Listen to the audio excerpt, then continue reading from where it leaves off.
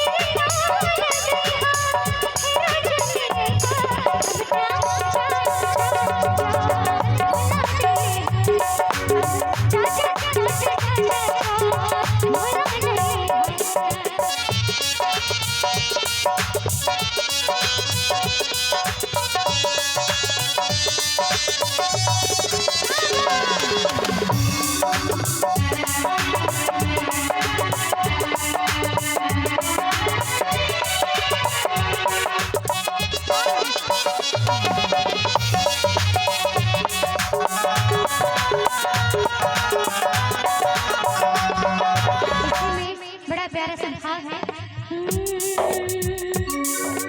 मैंने तुमको चाहा, तुमसे प्यार किया, सब कुछ तुमसे जान अपना भर दिया। पर मैंने तुमको चाहा, तुमसे प्यार किया, सब कुछ तुमसे जान अपना भर दिया। पर छोड़ के ऐसे आलम को तुम जाओगे, सच कहती हूँ जान बहुत पछताओगे।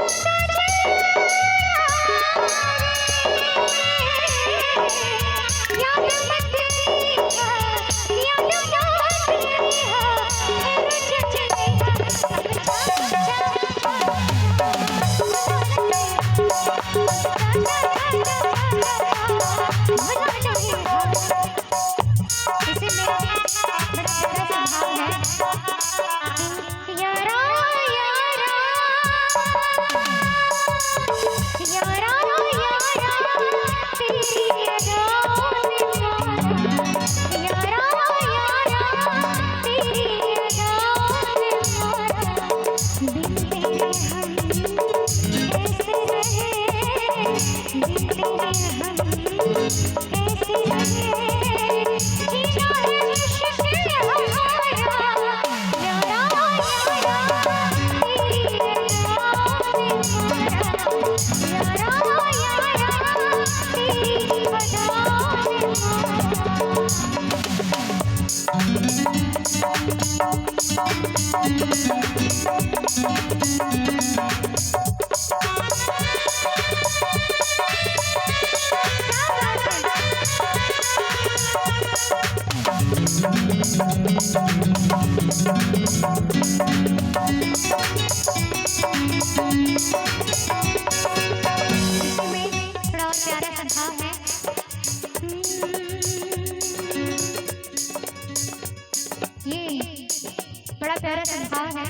आपके लिए दिल तोड़ोगी कसम खाके कहो, दिल तोड़ोगी कसम खाके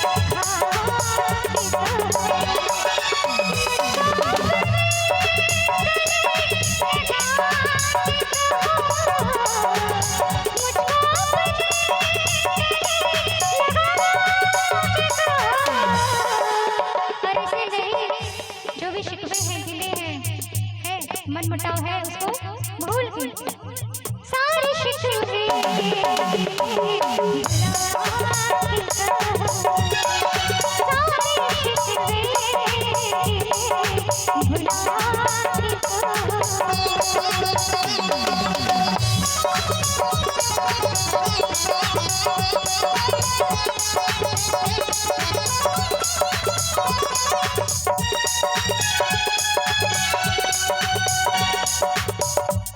और इसे मैं थोड़ा और प्यारा समझा। तू तो पिया के प्यार में आ जाएगा,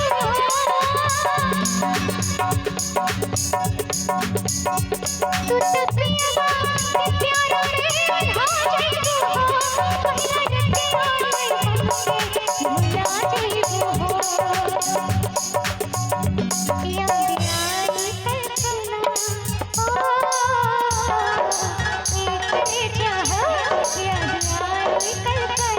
वफादारी याद आई कल्पना ईमानदारी प्यार नहीं